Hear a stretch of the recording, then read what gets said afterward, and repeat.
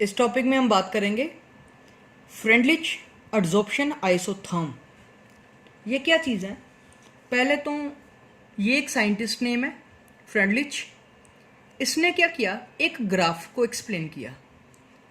जैसे कि हमने पीछे अभी जो फैक्टर्स पढ़े थे उसमें हमने देखे ग्राफ्स, ठीक है।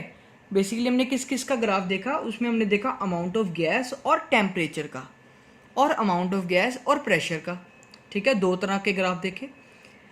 अब जो टेम्परेचर का ग्राफ था वो तो मैंने आपको पूरी तरह से एक्सप्लेन किया कि किस तरह बना, बट प्रेशर वाला ग्राफ कैसे बना उसको इसने स्टडी करके बताया। क्या था? ग्राफ बिटवीन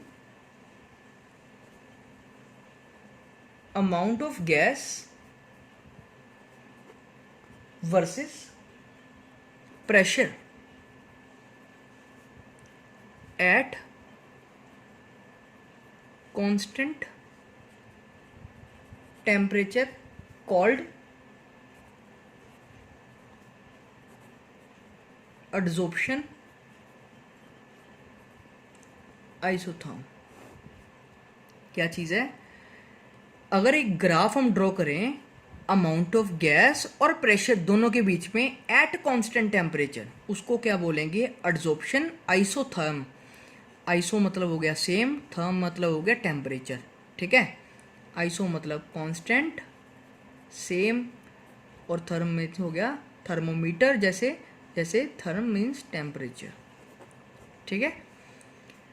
अब हमने क्या करना है, एक ग्राफ ड्रॉ करना है, ठीक है, जिसको सबसे पहले किसने बताया हमें? 1909 में एक साइंटिस्ट जिसका नाम था फ्रेंडलिच, ठीक है। फ्रेंडलिच ने क्या किया, 1909 में एक ग्राफ को स्टडी किया।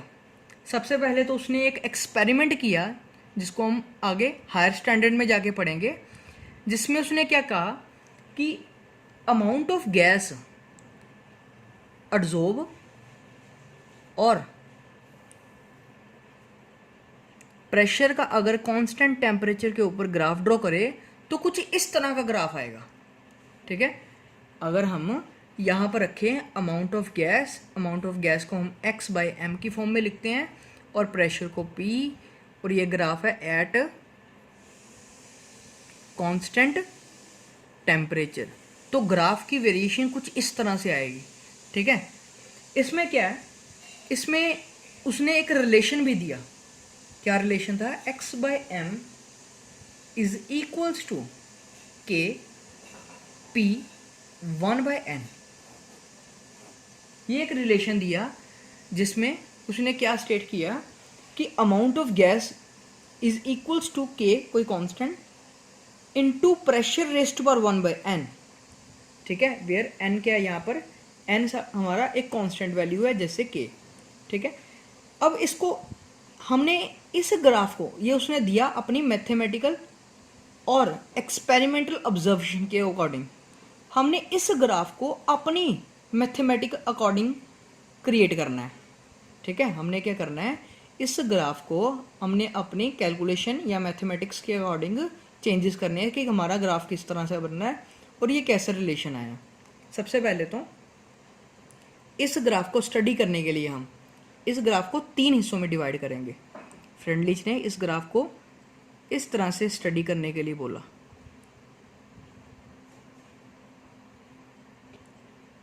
ठीक है। मैंने इसको क्या किया, यहाँ पर 3 रीजन्स में डिवाइड किया। सबसे पहले मेरा आ गया ये लो प्रेशर जोन, ठीक है। यहाँ पर लो प्रेशर है, ठीक है, लो पी लिखा मैंने। यहाँ पर मेरा आ गया हाई प्रेशर जोन, और यहाँ पर क्या आ गया? इंटरमीडिएट प्रेशर जोन, ठीक है। मैंने इसको 3 हिस्सों में डिवाइड किया, लो प्रेशर, हाई प्रेशर और इंटरमीडिएट। सबसे पहले आप लो को देखो, इस चीज़ को अभी के लिए थोड़ा सा भूल जाओ, सिर्फ लो की बात करें। लो के केस में आप देखो तो ग्राफ मेरा किस तरह से वेरी कर रहा है, बिल्कुल स्ट्रेट, ठीक है। इस तरह के ग्राफ एट, पहले तो at low pressure, at low pressure क्या हो रहा है, मेरा ग्राफ एक स्ट्रेट लाइन में वेरी कर रहा है। एक स्ट्रेट लाइन में कब कोई चीज़ वेरी करती है? जब वो डायरेक्टली प्रोपोर्शनल हो। इसका मतलब हो गया कि x/m डायरेक्टली प्रोपोर्शनल हो गया p के, ठीक है। तो उसकी पावर मैं p की पावर 1 लिख रहा हूँ, ठीक है, जिसके ऊपर कुछ नहीं है, इसका मतलब 1 है। तो इसके साथ अगर मैं इसका डायरेक्टली प्रोपोर्शनल साइन हटाऊँ तो क्या आ जाएगा? k। ये मेरा आ गया लो प्रेशर के अंदर फॉर्मूला, ठीक है। x/m क्या आ गया? डायरेक्टली प्रोपोर्शनल टू p, क्योंकि स्ट्रेट लाइन कर्व जो होती है हमारी किसकी होती है? डायरेक्टली प्रोपोर्शनल ग्राफ की, ठीक है। अब हम स्टडी कर रहे हैं सबसे पहले इसको एट हाई प्रेशर। अगर हम हाई प्रेशर की बात करें तो अब क्लियरली देखो कि ये ग्राफ क्या है? बिल्कुल स्ट्रेट है यहाँ पर भी, इवन कि ये प्रेशर एक्सिस की क्या है? पैरेलल, ठीक है। ये प्रेशर एक्सिस है, इसके बिल्कुल पैरेलल आ रहा है। इसका मतलब तो ये हो गया ना कि ये इसके ऊपर डिपेंड ही नहीं कर रहा, ठीक है। इसको ऐसे लिखता हूँ कि x/m is independent of p, कि वो उस पर डिपेंड नहीं करता, ठीक है ना। अगर डिपेंड नहीं करता तो मैं इसे इस तरह से लिख सकता हूँ कि x/m is directly proportional to p⁻0, क्योंकि किसी भी पावर 0 मतलब 1, तो 1 का यहाँ पर कोई लेना देना नहीं है किसी तरह से, ठीक है। इसका मतलब तो ये होगा ना कि ये यहाँ पर वेरी नहीं कर रहा, कि आप प्रेशर जितना मर्जी रख लो, चाहिए आप यहाँ पर मैंने 10 बार प्रेशर रखा, फिर 20, 30, 40 जितना मर्जी प्रेशर कर रहा हूँ, मेरी वैल्यू जो रह रही है एड्जॉर्प्शन की वो फिक्स रह रही है, सेम रह रही है, ठीक है। तो इस केस में अगर मैं डायरेक्टली प्रोपोर्शनल का साइन रिमूव करूँ तो क्या आ जाएगा? कोई k p⁻0। थर्ड केस है जो सेंटर वाला, एट इंटरमीडिएट प्रेशर। अब क्या होगा बीच वाले केस में? देखें इंटरमीडिएट रीजन में, इंटरमीडिएट रीजन में आप देखो तो प्रेशर वेरी कर रहा है, ठीक है। प्रेशर कर्व जो है वो चेंज कर रही है, वेरी कर रही है। अब वो वेरी किस तरह की करेगी? हमने देखा कि जो लो रीजन है उसके ऊपर पावर की वैल्यू आ रही है, p की पावर आ रही है 1। जो हाई रीजन है उसके अंदर p की पावर आ रही है 0। तो जो इंटरमीडिएट वैल्यू होगी उसमें ये वैल्यू 1 और 0 दोनों के अंडर आएगी, फ्रॉम 0 to 1। तो 0 और 1 के बीच में नंबर जो लिखने हो, 0 और 1 के बीच में नंबर जितने भी होते हैं उसको हम 1/n से लिखते हैं। जैसे 0 और 1 के बीच में 0.5 आता है, 0.5 लिखने का तरीका 1/2। और कोई एग्जांपल ले रहा हूँ 0.3, 0.3 को कैसे लिख सकते हैं? 1/6, सॉरी 1/3।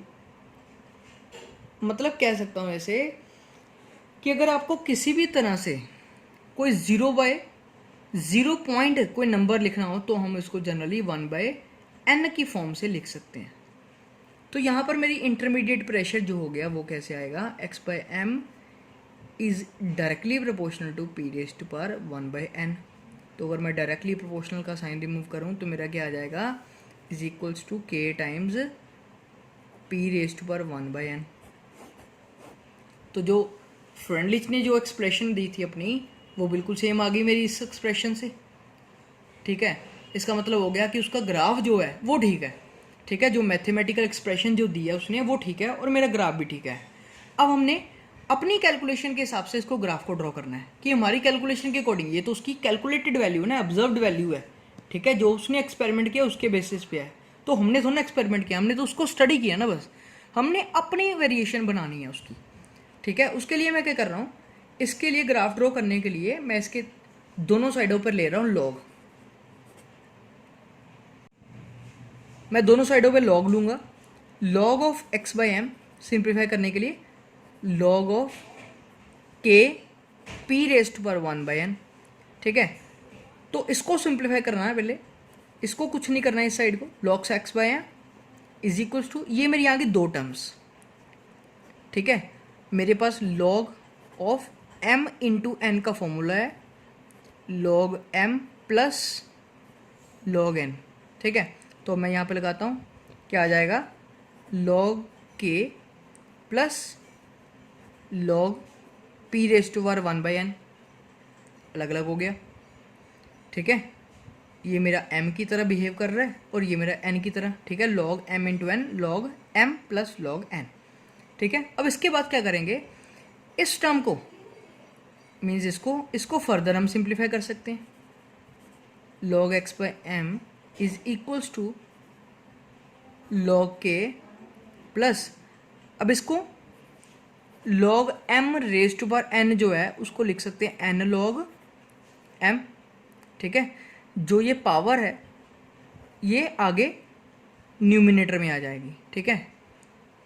इसी तरह से log p 1 बाई एन है ना, तो 1 बाई एन उतर के आगे 1 बाई एन उतर के आगे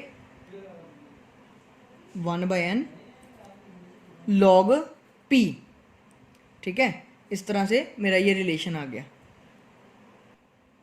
अब इसको मैं थोड़ा सा चेंज करके लिख रहा हूँ। मैं क्या करता हूँ, log x by M is equals to, ये पहले लिख लूँगा 1 by N log p plus log k। अगर मैंने इसको ये मेरी मेन इक्वेशन आ गई है। अगर मैंने इसका ग्राफ ड्रॉ करना है तो मेरे को क्या करना पड़ेगा, इसको किसी इक्वेशन के साथ कंपैरिजन करना पड़ेगा।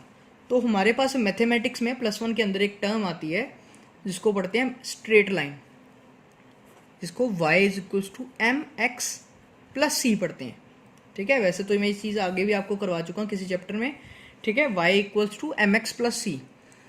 इसका अगर ग्राफ ड्रॉ करें तो इस तरह का ग्राफ आएगा, यहाँ पर y एक्सिस, यहाँ पर x एक्सिस, ठीक है। ये y यहाँ पर, ये x यहाँ पर, ये जो c है ये इतना जिसको बोलते हैं इंटरसेप्ट, और ये जो m है वो यहाँ पर आ जाएगा मेरा एंगल जिसको हम बोलते हैं स्लोप, ठीक है। ये मेरा स्लोप हो गया, ये ग्राफ है इस तरह। मैं इसको इसके साथ कंपैरिजन करता हूँ तो मेरा y किसके इक्विवेलेंट आएगा, y equivalent of x by M, x किसके इक्विवेलेंट आएगा log of p, 1 by N किसके इक्विवेलेंट आ जाएगा